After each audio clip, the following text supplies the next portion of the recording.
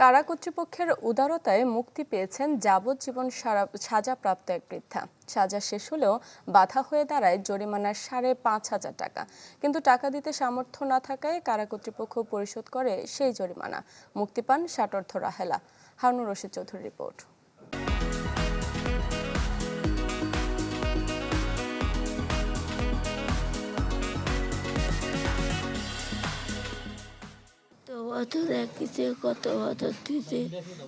জীবনের ২৮ বসন্ত কেটে গেছে কারাগারের ৪ দেয়ালে। অবশেষে যখন মুক্তি মিলল তখন হারাতে বসেছেন দৃষ্টিশক্তি, স্মৃতিও কাজ করে না ঠিকঠাক।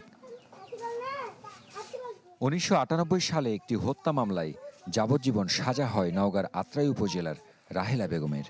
এরপর কারাগারে দিন যাপন। এর মধ্যে স্বামীও তার সাথে বিবাহ বিচ্ছেদ করেছেন। গেল ১২ জানুয়ারি সাজার মেয়াদ শেষ হয় রাহেলার, কিন্তু মুক্তির বাধা হয়ে দাঁড়ায় জরিমানার ৫,৫০০ টাকা।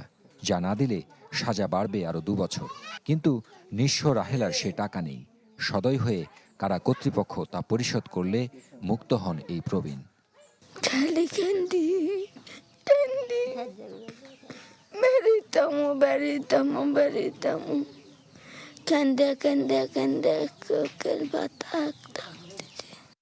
বাড়ি ভিটা কিংবা স্বামী সন্তান কিছুই নেই রাহেলার। ঠাঁই হয়েছে একমাত্র বড় বোনের কুড়ে ঘরে।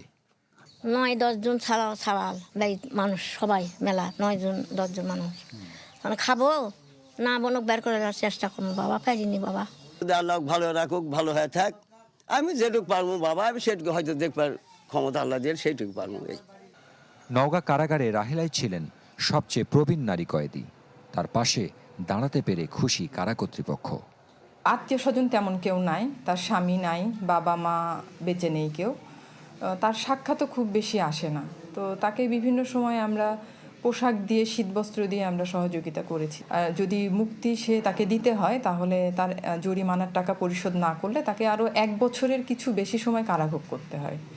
তো আমরা চিন্তা করলাম যে তাকে যদি আমরা এখন জরিমানার টাকাটা দিয়ে দিই তাহলে সে গিয়ে তার পরিবার পরিজনের সাথে তার জীবনের বাকি সময়টা কাটাতে পারবে। তো এই দৃষ্টিকোণ থেকেই মূলত এই কাজটা করা। ৩৬ বছর বয়সে সাজা পাওয়া রাহেলার বয়স এখন ৬৪ বছর। হারুন রশিদ চৌধুরী, চ্যানেল 24, নওগাঁ।